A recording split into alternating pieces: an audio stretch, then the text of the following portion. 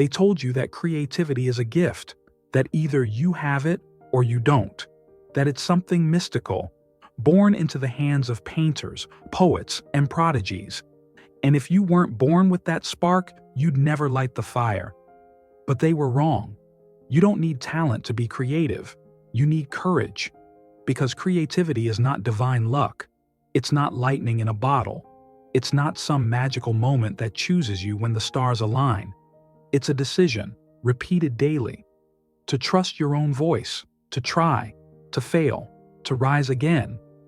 The truth is, the most creative people in the world weren't the most talented. They were the most stubborn. Walt Disney was fired from a newspaper job because he lacked imagination. Edison failed 10,000 times to make a light bulb. Van Gogh sold one painting in his lifetime. 1. Talent didn't carry them. Vision did. So if you're sitting there wondering why you're not creative, let me ask you this. When was the last time you let yourself be bad at something? When was the last time you created without judging it? When was the last time you let play come before perfection? See, creativity isn't blocked by a lack of skill. It's blocked by fear. Fear of being wrong. Fear of being laughed at. Fear of wasting time. Of looking foolish. Of making a mess.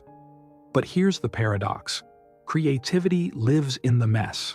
The rough drafts. The half-baked ideas. The failed experiments. That's where the magic starts. And yet, we wait. We wait to feel ready. We wait until we have better tools, more time, a clearer idea. We wait for confidence to arrive before we take the first step. But confidence doesn't come first. It comes from doing, from starting ugly, from building in the dark, from showing up even when the voice in your head says, "Who do you think you are?" Because that voice, the inner critic, is not your truth. It's your training. You were trained to doubt, to compare, to play it safe. School taught you to color inside the lines. Society taught you that art is for the gifted. Work taught you that productivity matters more than originality. But I'm here to tell you, your creativity was never gone. It was just buried. Under years of noise, pressure, and pretending to be someone you're not. The moment you stop trying to be perfect and start trying to be real, that's the moment the spark returns. Because creativity is not about making something beautiful. It's about making something true. And that doesn't require talent. It requires honesty. To say, this is how I see the world. This is what I believe. This is what I feel. And to express that through words, or sounds, or movement, or code, or color is to create. It doesn't have to be groundbreaking. It doesn't have to change the world. It only has to change you. But the more you create, the more you unlock. And that's the secret most people never learn. Creativity compounds. The more you do it, the more it flows. The more ideas come. The more connections spark. The more courage you build. And soon, what once felt impossible becomes natural. Not because your talent changed, but because you did. Because you finally stopped waiting to be good, and you started being willing to be real. But let's take it even deeper. You want to create something powerful? Something that moves people, breaks barriers, stirs souls? Then stop chasing brilliance and start chasing truth. Because real creativity is born when you stop performing and start revealing. When you stop trying to impress and start trying to express. Every person you admire, the inventors, the filmmakers, the authors, the architects, they weren't performing for applause. They were bleeding what they believed. And they did it without permission. You think Henry Ford asked permission to build a car for the masses? He was ridiculed, told it couldn't be done, told the horse was faster, more reliable, more realistic. But Ford didn't care about realistic. He cared about what could be. Creativity isn't about reality, it's about possibility. And possibility doesn't live in the minds of the comfortable. It lives in the hearts of the courageous. So if you're waiting for the world to validate your ideas, stop. Because the world never applauds the beginning. It only claps when it's done.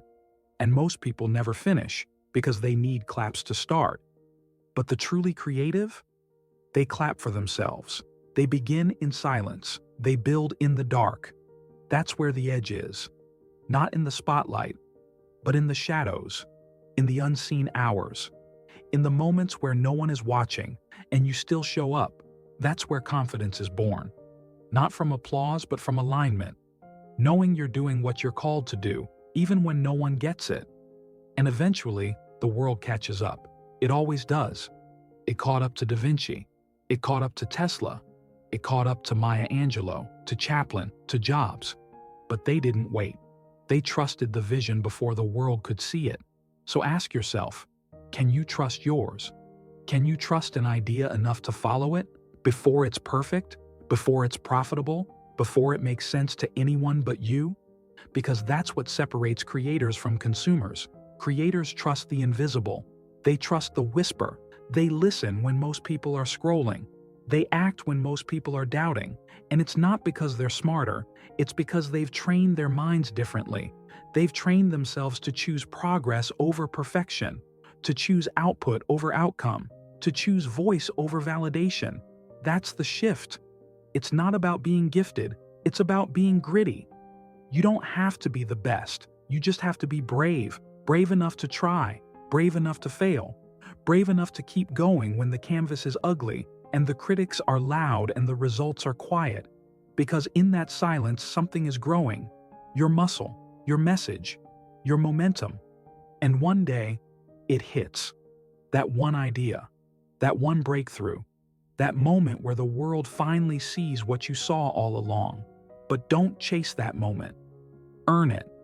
Through repetition, through consistency, through showing up when it's hard, especially when it's hard, because repetition is the real source of creativity. Most people think creativity means new, but true creativity is born from depth, not novelty, from saying the same truth in 1,000 ways until it finally breaks through, from revisiting the same idea, the same theme, the same core, until you master it. That's what made the greats great. Beethoven didn't write one piece and disappear. He composed symphonies in silence, deaf to the world, yet louder than ever. Stephen King didn't write one book. He kept writing every day for decades. Einstein didn't discover the theory of relativity in one stroke of genius. He obsessed over it, lived it, breathed it, because mastery isn't an event, it's a lifestyle. And creativity isn't lightning, it's fire. You build it, you feed it, you protect it from the winds of doubt and the rain of distraction. You become the keeper of your flame. So stop waiting for the spark. You are the spark. Stop waiting for the muse. You are the muse.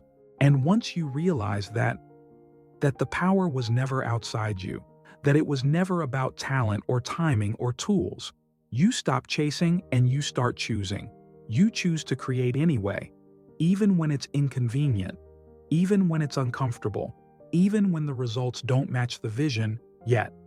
Because here's what they don't tell you about creativity. It's not just about what you make. It's about what it makes of you. The more you create, the more you change. You think differently. You move differently.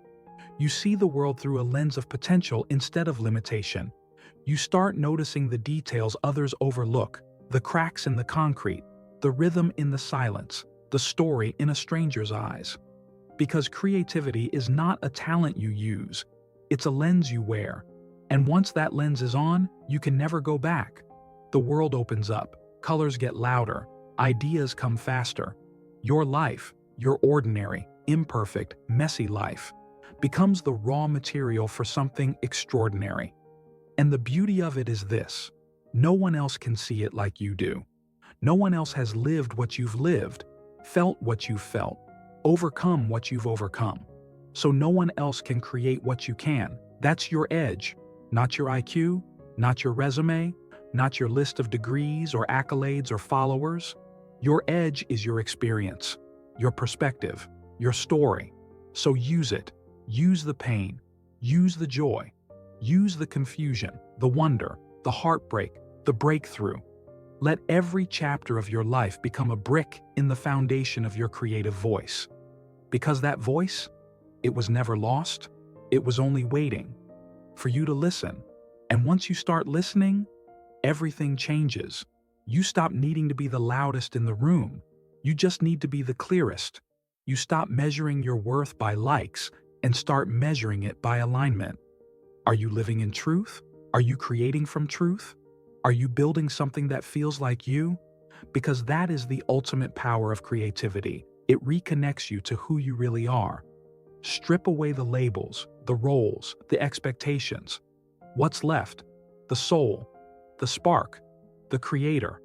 And that creator doesn't need permission, doesn't need perfection, doesn't need to be special. He just needs to begin. One word, one brushstroke, one bold, imperfect step. Because what starts as small becomes sacred. What starts as a whisper becomes a roar. What starts as a sketch becomes a revolution. But only if you keep going. The most dangerous thing in life is not failure. It's hesitation. It's pausing when you should be producing. It's editing before expressing. It's letting fear dress up as logic and talk you out of your destiny. Because fear always sounds reasonable. Who are you to do this? What if they laugh? What if it's not good enough? But creativity doesn't grow in logic. It grows in love. Love for the process. Love for the craft. Love for that feeling of creating something that didn't exist before you touched it. So don't betray that. Don't abandon that just because it's hard. Of course it's hard. That's why it's worth it. Of course it's scary. That's why it matters. If it didn't stretch you, it wouldn't change you. If it didn't challenge you, it wouldn't elevate you. That's the beauty of this path. It forges you as it frees you. You thought you were building a project, but the project was building you. And isn't that what this journey is really about? Not just producing things, but becoming someone. Not just chasing creativity, but unleashing identity. You see, the creative process is the human process. It mirrors life itself. First, there is darkness, then there is vision, then there is chaos, then there is shape, then there is meaning. And if you're willing to walk through each phase, if you don't quit when it gets messy, if you don't run when it gets slow, if you don't fold when it gets quiet, then the reward isn't just the work. The reward is you. You become someone more focused, more open, more alive. Not because you've mastered creativity, but because you've stopped hiding from it. And now, you start to see creativity everywhere. In the way the barista designs your latte, in the way your friend solves a problem with wit, in the way your child builds a cardboard spaceship and believes it can fly. You see that creativity isn't locked in studios or museums. It's in the streets, in the struggles, in the silence. It's in how you live, the way you write an email, the way you plan your week, the way you speak in a meeting or tell a story or organize a dinner table. Because creativity isn't always loud. It doesn't always announce itself with colors and chords. Sometimes it whispers, what if we did it differently? What if this mattered more? What if we let go of the rules, just for a moment? And the brave ones, they follow that whisper. They don't ask if it's normal. They don't ask if it's safe. They ask, is it true? And they follow that truth. Straight into innovation, straight into authenticity, straight into lives that feel less like survival and more like creation. That's what you've been given. Not a requirement to be gifted, but a responsibility to be present. Because the world is not suffering from a lack of talent. It's suffering from a lack of awakened people. People who remember that creation is not just for the chosen few. It's for the brave. It's for the willing. It's for those who feel the call and stop making excuses and finally say, I may not know what I'm doing, but I'm doing it anyway. That's the doorway. That's the breakthrough. That's where your entire life starts to shift. Because when you start choosing expression over expectation, when you start choosing vision over validation, when you start choosing creation over consumption, you stop living from the outside in, and you start living from the inside out. That's where peace is. That's where clarity lives. That's where true confidence is built, not by faking strength, but by discovering purpose. And your purpose? It's not something you find by thinking about it. It's something you find by building it, by making, by writing, by moving, by risking, by turning your ideas into form again and again until the invisible becomes visible. That is the real miracle of creativity. Not that you made something good, but that you made something real. That you dared to take something that lived only in your imagination and give it breath, and give it shape, and give it you. Because at the end of the day, that's what all great art is, a soul made visible. So now we arrive at the question that no one else can answer for you. Will you choose it? Not once, not twice, but daily. Will you choose to create when there's no applause? Will you choose to show up when there's no map? Will you choose to try again when yesterday's work fell flat? Because this isn't about talent. It never was. It's about devotion. The devotion to the thing inside you that keeps knocking. The idea you can't shake. The vision that visits you when you're alone. The possibility that pulses through your chest like a drumbeat only you can hear. You can ignore it. You can dismiss it. You can call it impractical or unrealistic or not the right time. But it won't leave you, because it's not a hobby. It's not an interest. It's who you are, trying to speak. And when you finally say yes to it, when you stop arguing for your limitations and start honoring your intuition, when you stop waiting for the world's permission and start living by your own conviction, you become unstoppable, because now you're no longer just creating art, you're creating identity. You're not building a product, you're building a presence, a force, a light, and that light doesn't just illuminate your path, it sets fire to others. The world doesn't need more talent, it needs more lit souls. People who remember who they are. People who choose creativity not because they're sure, but because they're alive. That's what changes lives. That's what breaks cycles. That's what starts revolutions. And it always begins the same way. With one person, choosing to believe that what's inside them is enough. You don't need to be perfect. You don't need a blueprint. You don't need to be the next anyone. You just need to begin with what you have, right now.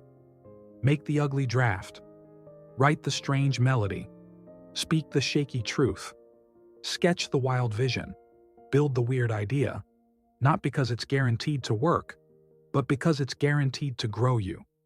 And if you do that, if you commit to becoming, not just producing, if you stay in motion when others stop, if you trust the seed, even before it sprouts, then you won't just be creative. You'll be dangerous, unstoppable, limitless, not because of some talent you were born with, but because of a decision you made to keep creating until the world finally sees what you always knew was inside you.